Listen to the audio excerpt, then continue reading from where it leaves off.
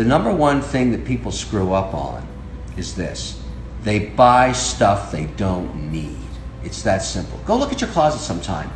80% of the crap at the bottom of your closet are clothes you don't wear anymore, and yet you paid for them because you thought you needed them and you wanted them. Imagine if you could turn all that stuff back to cash, or better still, you never bought it. That cash would be in the bank right now, making interest for you, or an investment that pays interest or a dividend. But no, it's sitting at the bottom of the closet, dead money. That's what that is. That's a huge problem. So think about this.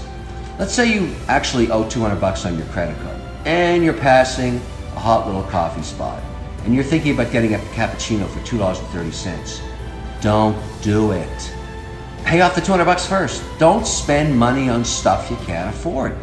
It costs 15 cents to make coffee.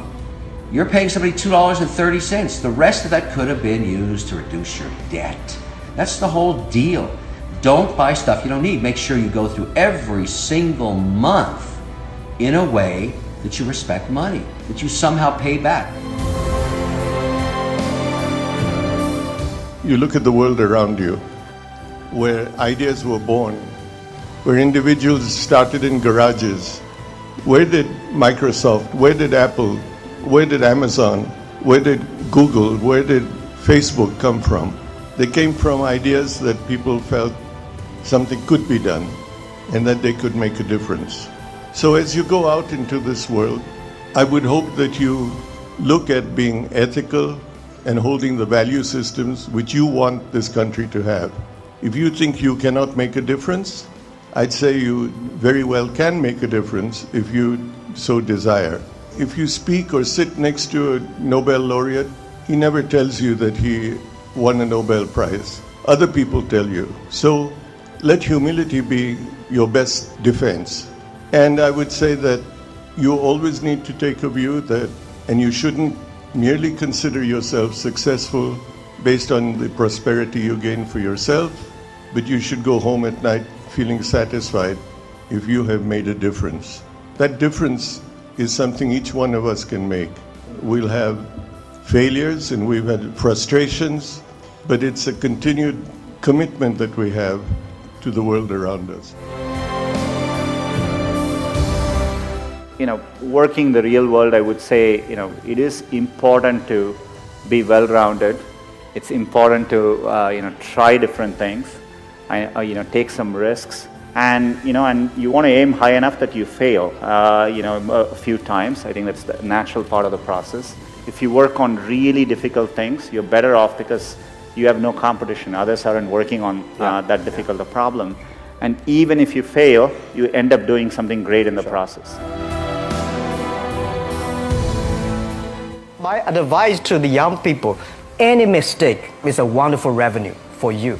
So I tell myself and told my young people, before 20 years old, be a good student. When you do entrepreneur, just learn some experience.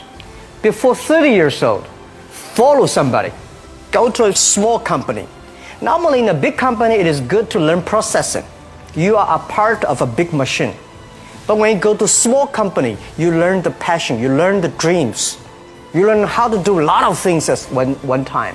So before 30 years old, it's not which company you go, it's which boss you follow. It's very important.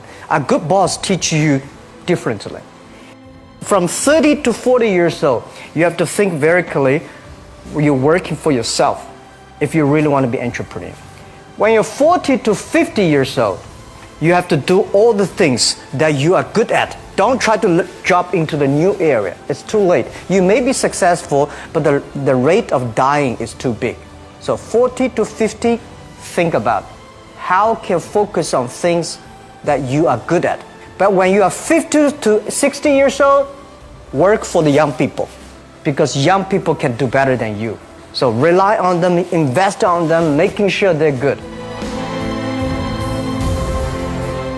I've told a lot of people, it doesn't matter how many times you fail, if you get it right, you're an overnight success. All you gotta do is get it right one time. I mean, the thing about being an entrepreneur is it's just all to you.